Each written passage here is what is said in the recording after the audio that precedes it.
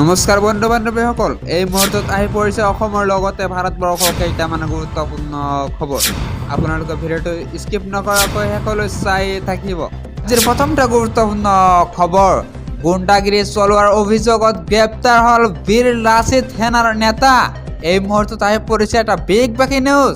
জালুকবাৰী আৰক্ষীৰ জালত বীৰ লাচিত সেনাৰ 6জনকৈ নেতা সদস্য গ্ৰেপ্তাৰ হ'ল। কামৰূপ জিলা সমিতিৰ মুখ্য সচিব বিকাশ অসম, উপ-সভাপতি তপন শৰ্মা, সদস্য মতিউৰ ৰহমান, ৰবি দিহিঙ্গীয়া, সদস্য মনোজ ডেকা আৰু বিক্ৰান্ত কলিতাও পৰিল আৰক্ষীৰ জালত। কামাখ্যা মন্দিৰত প্ৰচণ্ড মাৰপিটত লিপ্ত হোৱাৰ গুৰুতৰ অভিযোগ। কালি কামাখ্যা মন্দিৰ চৌহদত পাৰ্কিঙক লৈ সৃষ্টি হৈছিল হতাহতিৰ।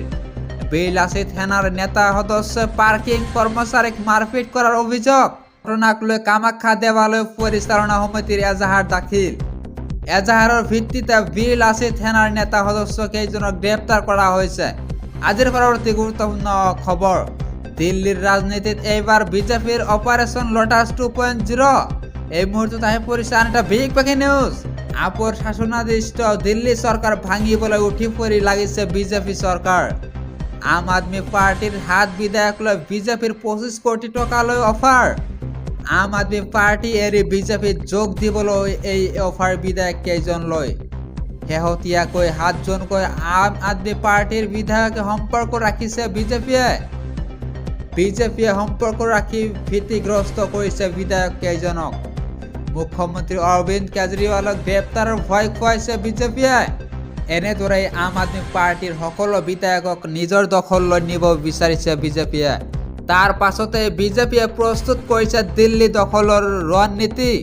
দিল্লীৰ শিক্ষামন্ত্ৰী তথা আম আদমি পাৰ্টি নেত্ৰী আতিশী মাৰ্লেনাৰ বিস্ফোৰক এই দাবী। আজিৰ পৰৱৰ্তী গুৰুত্বপূৰ্ণ খবৰ, অসমৰ পৰা বিদায় ল'লে আনন্দ মিশ্ৰই। এই মুহূৰ্তত আহি পৰিছে আন এটা বিগ ব্ৰেকিং নিউজ। খাকী পোচাকক বিদায় দি ঘৰলৈ উভতিল আনন্দ মিশ্ৰ। শেষবাৰৰ বাবে নমস্কাৰ জনাই বিহাৰলৈ আনন্দ মিশ্ৰ। অসমৰ মৰমক কেতিয়াও পাহৰি নাযাওঁ বুলি ভাষ্য। বৰঝাৰ বিমানবন্দৰত শেষবাৰৰ বাবে দেখা গ'ল আনন্দ মিশ্ৰক। বিমানেৰে বিহাৰলৈ উৰা মাৰিলে আনন্দ মিশ্ৰই।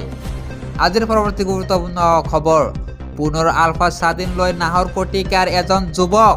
এই মুহূৰ্তত আহি পৰিছে আন এটা big breaking news. Tikendrajit Hazarika ওৰফে আইকেনৰ যোগদানৰ সন্দেহ। 1 নম্বৰ দাধুমিয়া গাঁৱত ঘৰ টিকেন্দ্ৰজিৎ ওৰফে মাইনাৰ।